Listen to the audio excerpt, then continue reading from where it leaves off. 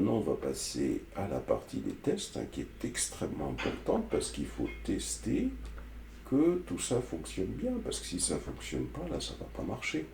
Donc tant que c'est pas testé, c'est pas la peine de continuer. Il faut s'assurer que le registry a bien été déployé, que le contrôleur ingress a bien été déployé, que le serveur de métrique qui permet de contrôler les métriques a bien été déployé et que le ingress fonctionne bien. Donc là, on va effacer tout ça. Comme ça, parce que ça c'était pour donner des explications ici. Hop, là, hop, voilà, hop, là, comme ça. On supprime tout ça ici. Voilà, on supprime ici. Alors je supprime ça, pour repartir d'un schéma propre pour la suite. Voilà. Et la suite est extrêmement importante. Chaque fois que ça redémarre, ça doit se faire comme ça. Sinon, c'est pas la peine. On va avoir des problèmes. Là, qu'est-ce qu'on a fait? Là, on a déployé un contrôleur ingress. On a déployé un serveur de métrique. Un Minikube, bien sûr. Kubernetes a été déployé avec Minikube. On a déployé un contrôleur ici, un contrôleur, un registry, et on a déployé un serveur de métrique. Serveur de métrique. Voilà, c'est ça qu'on a fait. Donc là, il faut tester tout ça. Donc pour tester ça, première des choses, je vais récupérer une image NGINX. Alors d'où je la récupère avec Docker Pool NGINX. Cette image NGINX, je vais la récupérer du Docker Hub. Donc le Docker Hub, lui, il est sur Internet. Il est ici. Et donc là, je vais faire un Docker Hub. Sur le Docker Hub, il y a une image qui s'appelle NGINX. J'aurais pu en récupérer une autre, ça n'a pas d'importance. Et donc là, l'objectif de mes lignes de commande, ici, quand je fais un Docker Hub NGINX, qu'est-ce qui va se passer? Il va se passer la chose suivante. Ça veut dire que quand vous faites un Docker ici, très concrètement, quand vous faites un Docker Pool NGINX ici, qu'est-ce qui se passe réellement là, quand je fais cette ligne de commande? Comme ça, hop, vous allez avoir, alors ici je vais faire disque dur, je vais faire disque dur de votre PC, c'est pas Minikube, c'est pas Kubernetes, c'est votre PC à vous, tout ça. Donc sur votre disque dur, il va y avoir une image qui s'appelle NGINX qui va être récupérée à partir du Docker Hub. C'est ça que fait cette commande. Ensuite, dans toujours les instructions, je fais un Docker tag NGINX ici, et je vais faire un Docker tag ici. Je fais un Docker tag NGINX avec ce nom d'image. Qu'est-ce que ça va permettre de faire? Ça va permettre tout simplement de créer une image ici, toujours sur le disque dur qui est ici, et cette image va être prête à être envoyée sur le registry qui est ici. C'est ça l'idée, c'est-à-dire qu'on a un registry ici, qu'on a déployé, on va l'envoyer. Alors comment on l'envoie? On l'envoie avec un Docker push 192.168.49.2.5000 /NGINX. Donc ça veut dire que ici, là, hop, je viens ici, j'ai cette commande. Cette commande, elle va tout simplement, cette commande-là, elle va pousser l'image qui est sur le disque dur de votre PC, ici, elle va la pousser dans le registry qui fonctionne sur Kubernetes. C'est-à-dire que vous vous retrouvez ici avec l'image 192.168.49.2 2.5000 /NGINX. Ça permet de contrôler que le registry fonctionne bien. Donc là, ça veut dire que quand je fais ces trois commandes, quand je fais le docker pool NGINX, ici, comme ça, donc je récupère l'image du Docker Hub. Ensuite, quand je fais cette commande Docker Tag, qui est ici, ça permet de taguer l'image pour préparer à tester le registry. Et quand je fais un Docker Push, qui est ici, hop, ça permet de tester que tout marche bien. Donc ça veut dire que là, vous avez testé que vous avez un registry qui est fonctionnel. Ensuite, la deuxième chose que l'on teste, on teste que kubectl fonctionne bien avec le registry non sécurisé. Donc là, cette instruction-là va permettre de créer un déploiement sans que j'utilise de fichier de spécification. C'est-à-dire que kubectl create deployment nginx-image 192.168.49.22.5000-nginx, qu'est-ce que ça fait ça? Ça va créer un déploiement qui s'appelle nginx. Allons le créer, ce déploiement. Donc ça veut dire que ça va créer un deployment qui s'appelle nginx.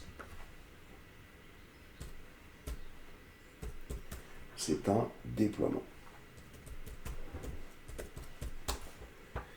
C'est ça que ça fait. Hop. Ce déploiement, obligatoirement, il va créer un réplica 7. Voilà. Ici. Et de plus, il va y avoir un pod qui va être créé. Mais comment il est créé, ce pod? Ce pod va être créé et il va faire fonctionner cette image-là. Cette image-là, elle est où? Elle est sur ce registry. Ça veut dire que ici, alors d'abord je récupère cette commande qu'on est en train de tester.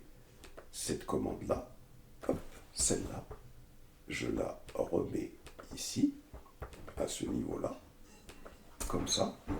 Ouais, je remets la commande ici, comme ça. Donc cette commande, elle permet de créer un déploiement qui, lui, également, donc crée un objet qui va surveiller le nombre de réplicas du pod. Et de plus, ici, hop, je vais faire comme ça. Ça, c'est le pod. Ici, pod. POD. Ce pod, qu'est-ce qu'il fait fonctionner? Il fait fonctionner un conteneur avec l'image nginx. C'est-à-dire que le pod qui est ici, qu'est-ce qu'il fait? Il fait fonctionner un conteneur ici. Et dans ce conteneur, qu'est-ce qu'on a? On a ce conteneur qui exécute cette image. Cette image, et donc là je vais l'appeler conteneur. Conteneur. Donc, ça fait fonctionner un conteneur. Ce conteneur, lui, qu'est-ce qu'il fait? Hop, je fais ça et ça. Ce conteneur, il doit donc, quand il va se créer, et quand vous faites la commande kubectl, create deployment nginx, ça crée le déploiement. Le déploiement, donc, se base sur cette image-là. Ça veut dire que ce déploiement va créer un conteneur qui exécute cette image. Voici où est le conteneur. Et d'où est récupérée l'image? Elle est récupérée de ce registry. Cette commande donc va permettre de s'assurer que aucun problème, on communique très très bien avec kubectl, travaille très très bien avec notre registry. Et donc là, vous aurez contrôlé que kubectl, il permet de fonctionner avec notre registry. Donc, on est tranquille. Et donc là, c'est ce que je vais faire. Je vais faire cette commande. Comme ça. Voilà, je fais cette commande ici. Hop là. Voilà, la commande, elle est exécutée. Et donc, quand je fais un kubectl get PO, pod, et que je vois que NGINX est en état running, ça veut dire que ça a très très bien marché, et donc pas de problème, kubectl, il a accès à ce registre. Ensuite, ici, je crée donc watch get deploy, hein, ça c'est pour voir les déploiements, ok. Donc on vient de voir que quand je fais un get deploy ici, ça permet de voir que le déploiement s'est bien passé. On pourrait faire également ici un get replica 7 pour voir s'il y a un réplica qui a été créé. Donc apparemment, regardez, il y a un réplica qui a été créé. Et vous pouvez faire un watch get pod pour vous assurer qu'il y a un pod qui a été créé. Donc c'est conforme à notre schéma. Tout marche très bien. Ensuite, ici, bon, je crée kubectl expose déploiement NGINX. Je souhaite exposer ce déploiement NGINX avec un service de type node-port. On pourrait faire cluster IP hein, si on veut. Hein. Allez, on va faire cluster IP. C'est très bien, cluster IP. Hein. Et si je veux faire un pod de type cluster IP, un service de type cluster IP, sur le port 80. Quand vous faites ça, je récupère ça. J'aurais pu laisser notre port. Hein. Hop, je fais ça. Alors il me dit que c'est la valeur est invalide ici. Donc on va tout simplement récupérer notre commande qui est ici, cette commande-là. Hop. On va plutôt faire comme ça. Hop, je vais faire comme ça. Voilà, je pense qu'il ne fallait pas le préciser du tout, tout simplement. On va le laisser par défaut, comme ça. Hop. On fait ça, on récupère ça. Hop. Et pour faire un cluster IP, si mes souvenirs sont bons, voilà. Il ne faut pas préciser du tout hein, la chose. Et on va essayer de vérifier que ça marche bien cette histoire. Cube CTL, get SVC. Voilà, donc j'ai bien un service de type cluster IP hein, quand je ne précise pas le type. Alors, donc ça veut dire qu'est-ce qu'on a fait là? On a donc, avec cette commande, j'aurais pu laisser notre port, hein, mais juste pour faire montrer que j'avais pas besoin du notre port, puisque notre port expose le service vers l'extérieur et je fais pas de test par rapport à ça. Donc là, ça veut dire qu'on a créé un service de type cluster IP, cluster IP, hein, qui va lui donc exposer ce conteneur hein, pour une communication interne. Donc, alors, à quoi il me sert celui-là? C'est pour le test, c'est pour ce qui vient. Alors d'abord, on teste hein, bien sûr que ça a été créé. Hein, kubectl get SVC. Là, je teste que le service a été créé. On voit le service NGINX de type cluster IP qui est là. Et à quoi il me sert celui-là? C'est pour tester le ingress, c'est-à-dire pour s'assurer que le ingress fonctionne bien. Alors ici, je n'ai pas fait de ingress. Comment on peut faire hein? Supposons qu'on est dans un cas comme celui-là, on se dit, bah tiens, je veux faire un ingress pour pouvoir travailler avec ce service-là. Bon, ben, c'est tout simple, hein, c'est-à-dire que là, on peut récupérer ce service de type cluster IP. On va sur ChatGPT, hop, comme ça, ChatGPT, hop, peux-tu me créer un ingress pour le service suivant. Hop, vous collez, et puis vous voyez que dans le document, si je continue, ici, l'hôte sur lequel je veux exposer le ingress, c'est nginx.local, et vous pouvez préciser hein, pour l'hôte 2. Hop, on n'est pas fait, pour l'hôte nginx.local. On valide. Maintenant, voilà, donc il me donne le ingress hein, qui est ici, c'est parfait. Je le récupère. Allez, vous pouvez le coller. coller donc dessous, hein, ici, là, pour que ce soit tranquille. Voilà, tout simplement, si vous voulez compléter. Et ce qui nous intéresse, nous, c'est de créer déjà notre service qui est là. Je le récupère, je viens ici, je fais un clear, je fais un mkdir, ng, je vais appeler ça plutôt serveur de test. cd serveur de test. Je vais faire un nano et je vais coller. Et je vais tout simplement récupérer le code que je viens de réaliser. Comme ça, je le colle. Il était très simple à comprendre. Ça, c'est la version de l'API qui me permet de créer mon ingress. Donc, c'est un ingress que je crée. Voici le nom de l'ingress. Ça, c'est des annotations qui sont nécessaires quand on crée un ingress. C'est pour avoir dans la colonne classe NGINX. Et là, on va définir des règles. Donc, la règle, c'est host_nginx.local. J'ai expliqué tout à l'heure sur le schéma. Le chemin, ce sera slash. Donc, il n'y aura rien derrière. Hein. Et ensuite, le service vers lequel va communiquer le ingress, c'est le NGINX sur le port 80 en sauvegarde.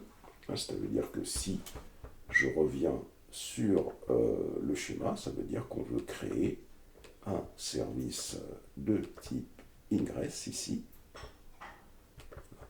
On veut créer un service de type ingress qui va communiquer avec ce service de type cluster IP qui est ici, comme ça, et sachant donc que ici, on va avoir, lorsqu'on va interroger avec une URL du genre http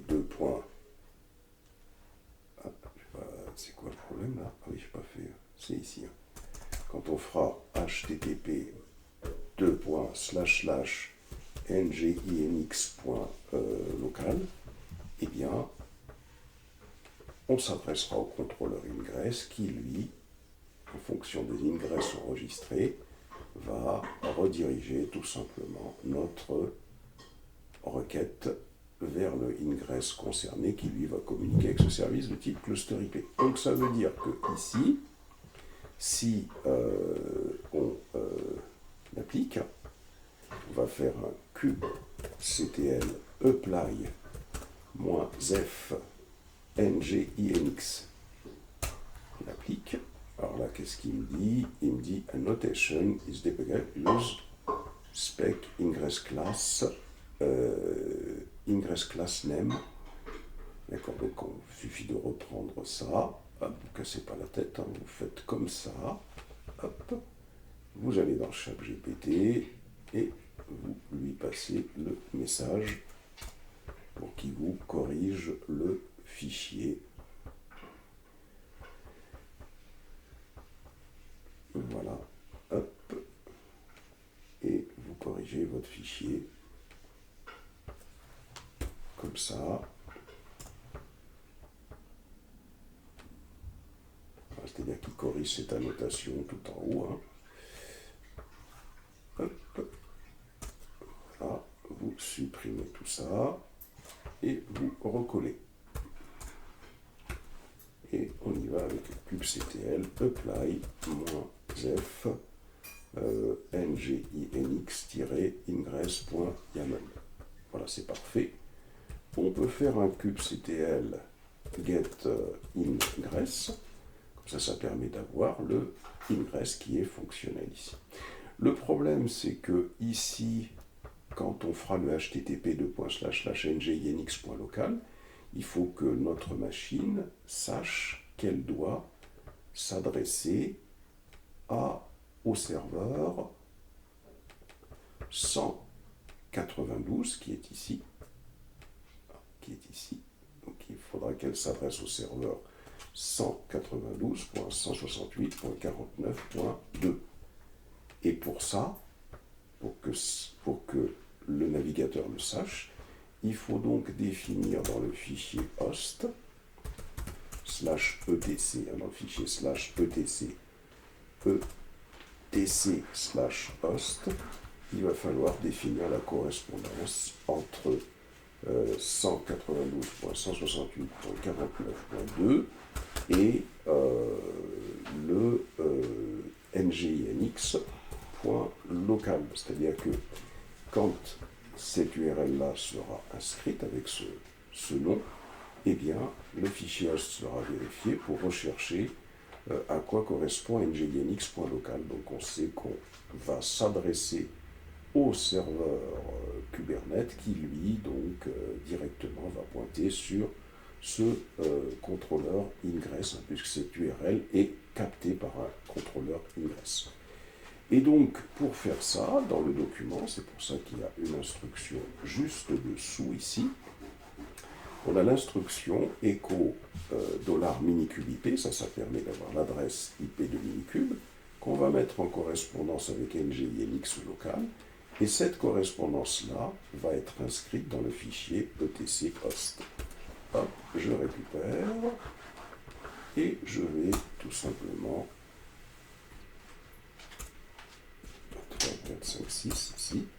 Voilà.